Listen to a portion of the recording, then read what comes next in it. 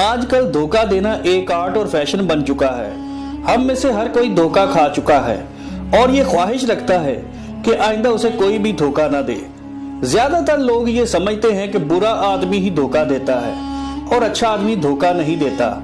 ऐसी सोच अगर आप रखते हैं तो मजीद धोखा खाने के लिए तैयार रहें, क्योंकि हर बुरा आदमी कभी ना कभी सच जरूर बोलता है। जैसा कि एक खराब क्लॉक 24 घंटे में 2 बार दुरुस्त टाइम बताता है। और अच्छा आदमी हमेशा सच्चा नहीं होता। अच्छे इंसान के ऊपर भी शैतान चंद लम्हों के लिए हावी हो सकता है, और यही वो लम्हात हैं जब आप धोखा खा सकते हैं। दोस्तों, इस वीडियो के जरिए मैं धोखाबाज लोगों की 5 ऐसी बातें बताऊंगा जिनको डिटेक्ट करके आप धोखा खाने से बच सकते हैं। याद रहे, हर धोखाबाज आदमी झूठ का सहारा लेता है और झूठ की कुछ निशानियां होती हैं जिनको आपने देखना है। ये वीडियो आपके लिए बहुत जरूरी है। इस वीडियो में दी गई हिदायत को समझकर आप भारी नुकसान से बच सकते हैं। धोखेबाज शख्स की पहली निशानी उसका दौराने गुफ्तगू पैसिव वॉइस के फिक्रात का इस्तेमाल करना है। जैसा कि अगर उससे गिलास टूट जाए तो वो ये नहीं कहेगा कि मैंने गिलास तोड़ा, बल्कि वो ये कहेगा कि गिलास टूट गया। इस तरह वो घर का डोर खुला छोड़ देता है और वहां से चोरी हो जाती है तो वो ये नहीं कहेगा कि मैंने डोर क्लोज नहीं किया, बल्कि वो ये कहेगा कि डोर खुला रह गया। पैसिव वॉइस के इस्तेमाल की टेक्निक के जरिए वो ये तासर देगा कि वाकयात खुद ब खुद रूनुमा हुए हैं, इसमें उसका कोई रोल नहीं है और ना ही वो कसूरवार है।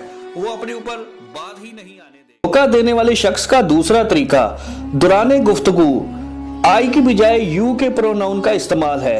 यानी उसका अंदाजे गुफ्तगू कुछ ऐसा होगा कि आपको तो पता ही होगा कि दूध कितना खालिस मिलता है, आप तो जानते ही हैं आजकल कितनी महंगाई है, आपको तो मालूम है तालीम का मेयार कितना गिर चुका है। ऐसा आदमी आपको सिग्नल दे रहा है कि खराबी या बुराई का जिम्मेदार वो नहीं है, बल्कि हालातों वाकयात है।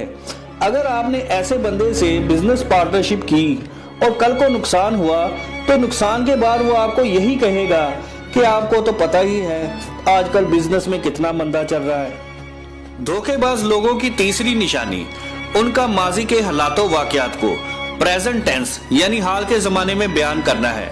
मिसाल के तौर पे अगर कोई देखता है कि किसी शॉप में 2 नकाबपोश डाकू घुसकर शॉप को लूटते हैं तो वो इस तरह बयान करेगा कि मैं देखता हूँ कि 2 नकाबपोश शॉप में दाखिल होते हैं, वो पिस्तौल थामे होते हैं, वो सबको हैंड्स अप करवाते हैं और काउंटर पर जाकर सारा कैश लूट कर फरार हो जाते हैं।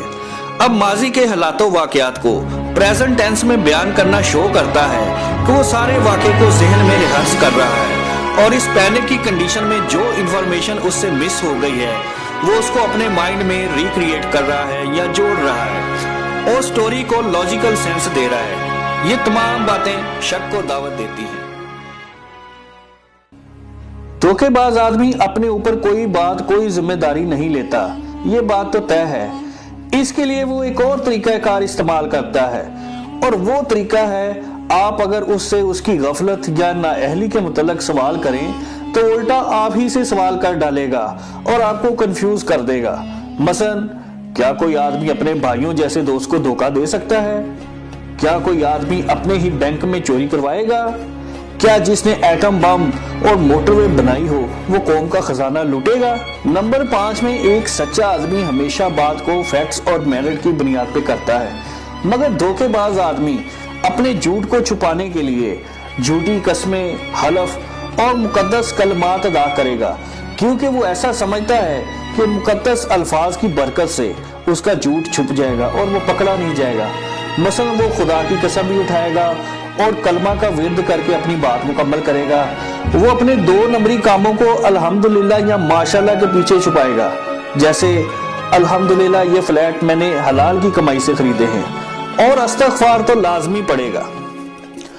तो दोस्तों, ये थे वो 5 पॉइंट्स जिनकी मदद से आप धोखेबाज आदमी को पहचान सकते हैं और धोखा खाने से महफूज रह सकते हैं। वीडियो देखने का बहुत बहुत शुक्रिया।